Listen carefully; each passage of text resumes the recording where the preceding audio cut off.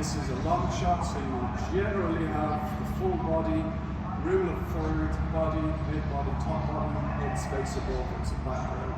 Lots of detail. Rolling. Medium shot, still have the same detail, the character could be in the same position, but the camera moves in.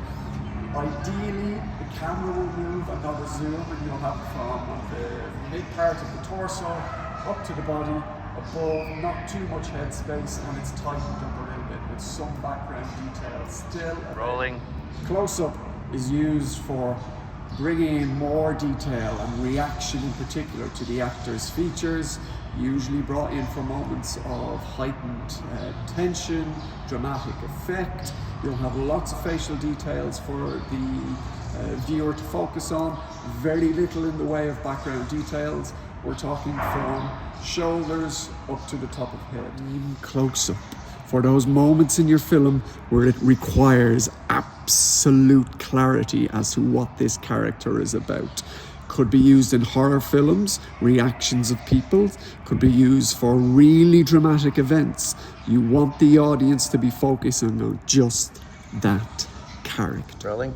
This particular angle is used not so much in your average film, but can be used to great effect to highlight a person's stature, height, or to be looking down on someone.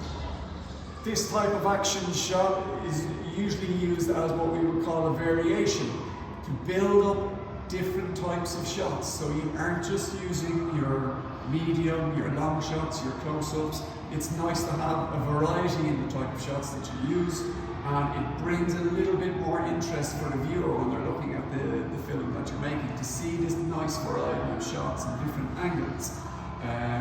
This can be used for action shots to show people running in the same direction, but from a height. So you get to see everything that's below in terms of scene composition also. Could we call this the bird's eye view shot? Yeah, it would be a bird's eye view shot.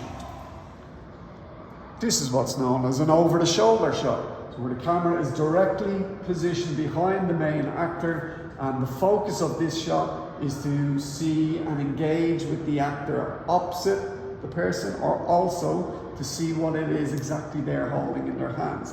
This could be the focus of the shot, not necessarily the person. You want to see the detail that's on it, some nice musical notes, or you might pan up then to a reaction shot to the person. This is what we would call a tracking shot, and can be used to good effect for movement in particular.